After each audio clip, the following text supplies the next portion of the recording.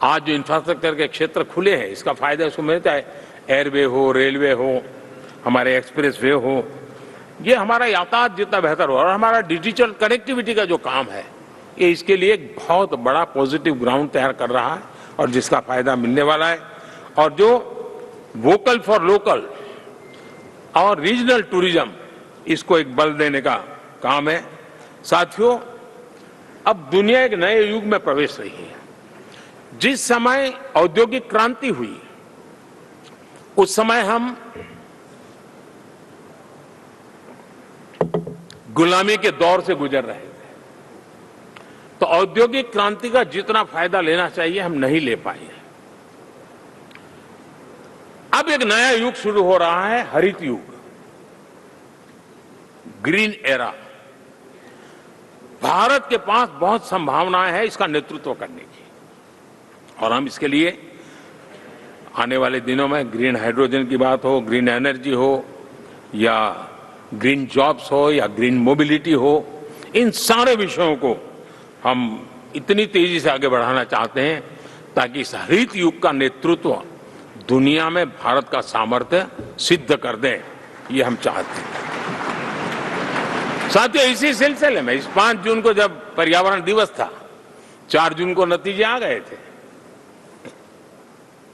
तो उसी दिन मेरे मन में एक विचार आया कि कार्यक्रम 5 जून को हमने आरंभ किया, एक पेड़ मां के नाम। हर किसी को मां के प्रति श्रद्धा होती है, और मैं भी देशवासियों को कहूंगा कि आने वाले समय में कभी आपकी माताजी का जन्मदिन हो, क्या कोई और शुभ दिन हो, अपनी मां के नाम पर एक पेड़ लगाइए, और मां जीवित हैं तो साथ लेकर जाइए, उनकी फोटो आप सोशल मीडिया में अपलोड कीजिए, और मां नहीं है तो उनकी फोटो रख करके एक पेड़ लगाइए, और वो अपनी मां का भी सम्मान होगा और धरती मां की सेवा होगी। हम इन 2 माताओं की सेवा करें। साथियों, एनडीए, अब भारत आइसोलेशन में नहीं जी सकता। वैश्विक परिवेश में भारत की भूमिका दिनों दिन बहुत बढ़ती चली जा रही है। 2014 में जब एनडीए की सरकार बनी, पूरे विश्व में उसी एक पल से ही एक नया जिज्ञासा पैदा हुई, थोड़ी आशा के संकेत उनको नजर आने लगे, और फिर उस बदलाव बहुत बड़ा तेजी से आया, और सामान्य मानवी का जीवन बेहतर करना है, उसमें जरा भी विलंब नहीं करना है। साथियों, विकास की सारी तैयारियां, रोड मैप लेकर को हम चलेंगे ही, चल रहे हैं, लेकिन साथ साथ हम नए नए सांसद आए हैं, कुछ पुराने सांसद हैं, कोई ज्यादा अनुभवी सांसद भी है। आप देखते हैं कि इन दिनों, पिछले 2 दिन से आप टीवी पे देखते होंगे, एक भी सच्चाई मुझे उसमें नजर नहीं आई। कोई ये कह रहा है, कोई वो कह रहा था, सब मैंने कहा भी जरा पूछो तो ये जानकारी लाते कहां से, गपगोले चला रहे, किसी के खाते में कुछ भी डाल करके चल रहा है। तो मतलब ये थोड़े दिन, क्योंकि 10 साल से ऐसे अवसर नहीं मिले हैं, तो शायद ये उबाल जरा ज्यादा रहेगा।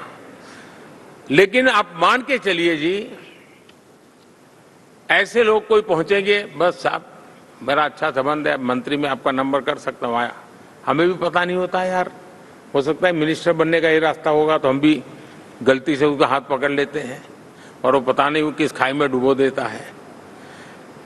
कभी कभी तो शायद अब तो टेक्नोलॉजी ऐसी है कि हो सकता है मेरे सिग्नेचर से कोई लिस्ट बाहर निकल जाए कि ये मंत्री बन गए, हो सकता है कोई बुद्धिमान डिपार्टमेंट भी बांट दे।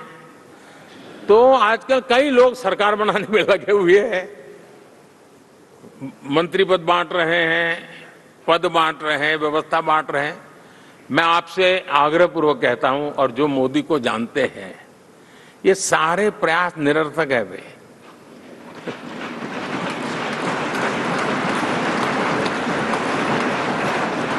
आप भी किसी का फोन आ जाए तो 10 बार वेरीफाई कीजिए कि जिसने फोन किया है वो सचमुच में अथॉरिटी है। अदरवाइज कोई भी कहे भाई आपका नाम हो गया है, सुबह परिवार को बुला लीजिए, शपथ समारोह में आना है, हो गया।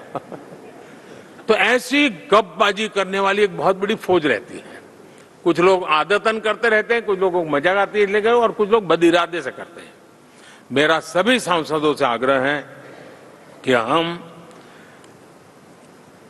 इन सारे षड्यंत्रों का शिकार न बने। दूसरा, हमारे जो इंडिया अलायंस वालों ने इस चुनाव में फेक न्यूज में एक्सपर्टाइज कर लिया, डबल पीएचडी कर लिया उन्होंने, वो शायद इसका भरपूर उपयोग करेंगे। हम कृपा करके इन चीजों से दूर रहें, अफवाहों से दूर रहें। ये जो टीम बैठी है वो अनुभवी टीम है, मुझे भी सही सलाह देने वाली टीम है, और इसलिए टीम मिलकर के बहुत सही निर्णय करने वाली है। कृपा करके ब्रेकिंग न्यूज के आधार पर देश चलेगा नहीं, ये मान के चलिए।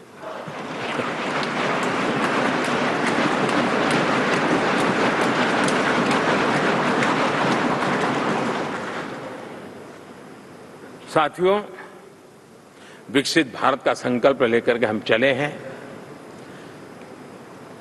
3 नंबर की इकोनॉमी पहुंचना मैं जानता हूं, निश्चित रोड मैप के साथ उसको हम पार करने वाले हैं। और